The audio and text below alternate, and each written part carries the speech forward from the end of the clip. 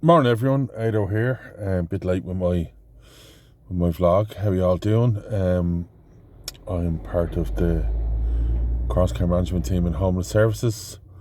I'm on the social care workers board at Carew, member of the collaborative forum for former residents of mother and baby homes and allied institutions, and that's what I want to talk to you about today.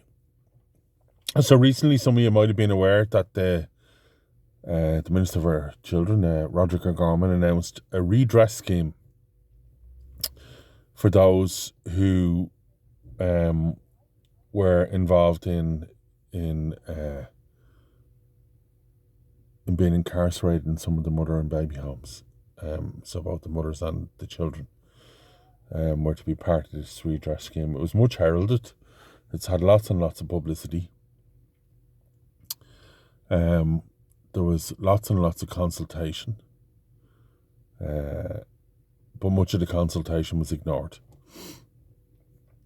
And roughly 34,000 people are going to receive redress. And astonishingly, the redress is not based on the trauma you experienced, which is normally what you'd be looking at, but it's based on the amount of time you spent in the institution, which is bizarre. And for those of you who have studied attachment theory, you'll understand that a child taken from its mother in infancy can suffer from profound effects of trauma and all sorts of attachment issues. But that's not being addressed here in this redress scheme.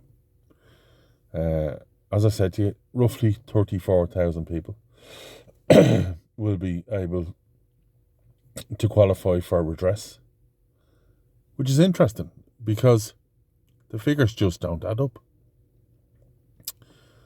There's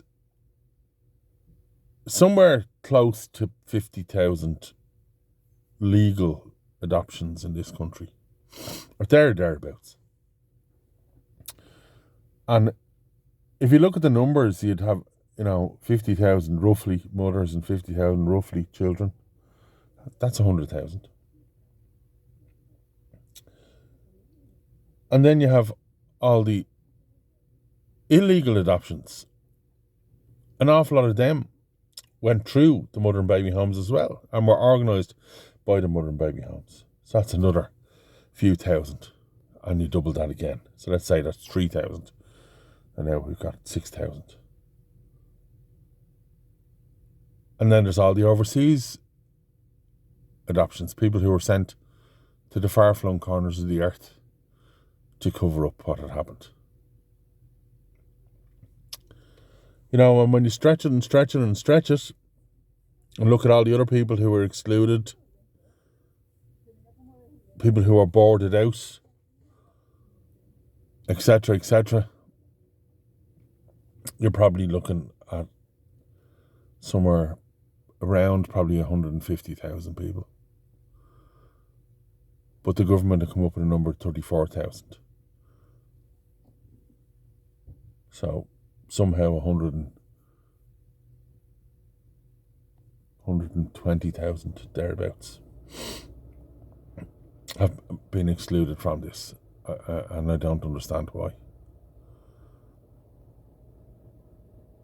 So, from a social care perspective, when we look at it as social care workers, we have to look at what's just and what's right and what's ethical and what's moral. And when you look at the government announcing this redress scheme and all the fanfare that went with it, and then to massively exclude people like me, I'm excluded from it. I was born in St. Patrick's mother and baby home, and I have lived with the effects of that. I'm excluded. It's immoral, unethical, and the only measure that they've used is a financial one. Nothing else. They have not gauged this on pain and trauma or anything like that. It's purely how much money can we save. And because that's the case, they shouldn't have bothered at all.